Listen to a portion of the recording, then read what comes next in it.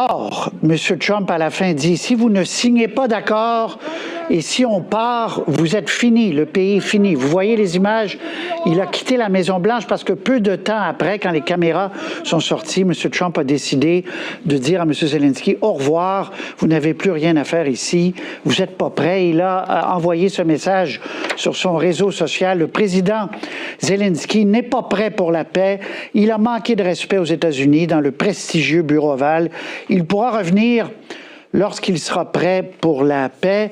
Et Zelensky qui a envoyé, lui, un X en disant « Merci à l'Amérique, merci pour votre soutien, merci pour cette visite, merci à vous, Président », parce qu'on lui reprochait de ne pas dire assez merci. Alors là, il en a donné 8 dans son message en disant « L'Ukraine a besoin d'une paix juste ».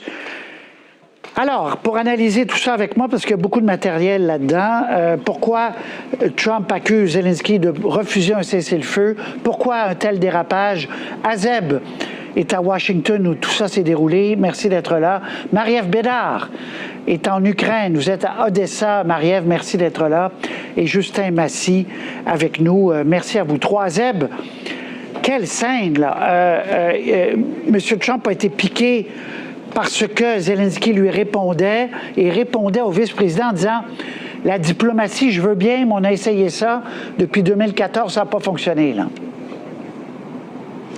Oui, Patrice, écoutez, c'était une scène inouïe, là, vous l'avez dit. Vous savez, d'habitude, ce genre de débat, ça se passe vraiment à huis clos. Hein. Les caméras ne sont pas là. Et de voir vraiment ce débat devant les caméras du monde entier, je pense qu'on n'a jamais vu ça à la Maison-Blanche, au bureau ovale. En fait, Donald Trump lui dit que, voilà, que Zelensky est vraiment ingrat, qu'il n'a pas assez de gratitude envers les États-Unis. Et donc, c'était quelque chose de vraiment inattendu. Parce que quand Volodymyr Zelensky est arrivé ce matin à 11h, Donald Trump l'attendait au perron, ils se sont serrés la main et on pensait vraiment que c'était de bon augure là, cette visite. Il y avait cette conférence de presse prévue à 13h et puis finalement on a vu cette scène complètement inouïe au bureau ovale et puis peut-être sous la forme, je vous dirais Patrice, quand Volodymyr Zelensky s'est adressé par exemple à J.D. Vance, il l'a appelé J.D., il l'a pas appelé Monsieur le vice-président par exemple, alors que J.D. Vance répondait Monsieur le président ukrainien. Donc sur la forme, je pense que l'administration Trump, ils ont trouvé que le comportement de Volodymyr Zelensky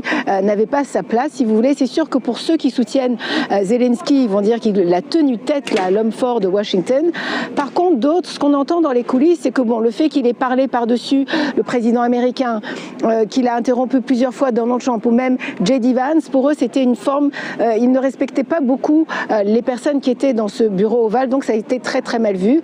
D'ailleurs, l'ambassadrice ukrainienne qui était présente, on la voit couvrir son visage avec ses mains, parce que certainement qu'elle a préparé cette réunion depuis des mois là. Et là, de voir que finalement, c'est la catastrophe, c'est un échec cuisant, il repart. Et puis, vous savez, c'est une employée là, qui l'a raccompagné à la porte, Volodymyr Zelensky. Ce qu'on apprend, c'est que c'est Marco Rubio et puis le conseiller national Mike Waltz qui lui ont dit, voilà, il va falloir que vous partiez là.